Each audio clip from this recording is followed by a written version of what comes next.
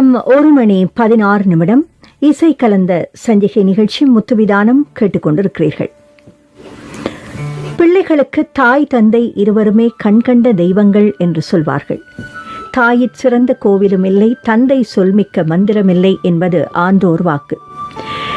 இருந்தாலும் தாயை பற்றி பெரிய அளவில் பேசப்படுவது அனைத்து விஷயங்களிலும், அதாவது கவிதைகளாகட்டும் பாடல்களாகட்டும், தாயை பற்றி ஏராளமான பாடல்களும் கவிதைகளும் வந்து கொண்டுதான் இருக்கின்றன. இருந்தாலும் இந்த தந்தையை பற்றி கவனிப்பது கொஞ்சம் குறைவு என்றுதான் சொல்ல வேண்டும் பொதுவாக பார்க்கும்போது. ஆனால் இந்த தந்தையை பற்றி கவனிக்கவில்லையே என்று தந்தைமார் கவலைப்படுவதில்லை என்றொரு வித்தியாசமான தகவல் இங்கே வந்திருக்கிறது. அதாவது அப்பாவிற்கு அழத் தெரியாது என்றொரு தகவல்.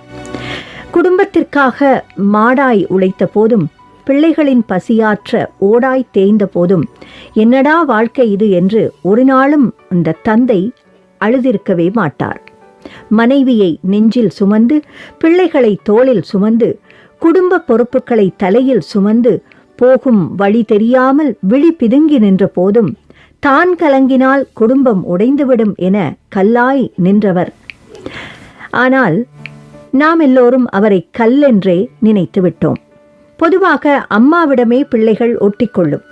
அம்மாவிடம் ஒட்டிக்கொள்வோம், அப்பாவிடம் எட்டி நிற்போம். முகம் கொடுத்து பேசிய வார்த்தைகள் சொற்பம், மிக மிக சொற்பம்.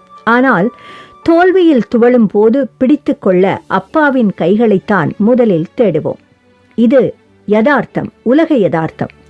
நம்மை அள்ளி அணைத்து முத்தமிட்டதில்லை என்றாலும் தள்ளி நின்று உணர்ச்சி வெள்ளத்தில் ததும்பும் ஜீவன்தான் அந்த அப்பா என்ற ஜீவன்.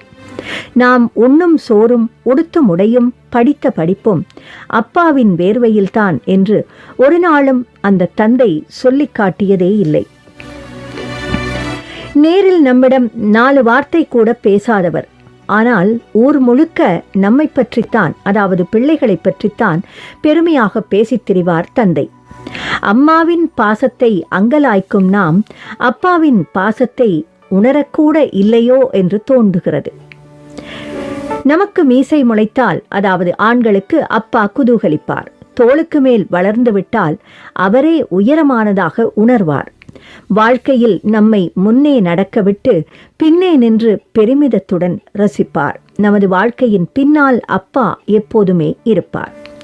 அப்பாவிற்கு பாசத்தை வெளிப்படுத்த தெரியாது, அப்பாவிற்கு கொஞ்ச தெரியாது, அப்பாவிற்கு போலியாய் இருக்க தெரியாது.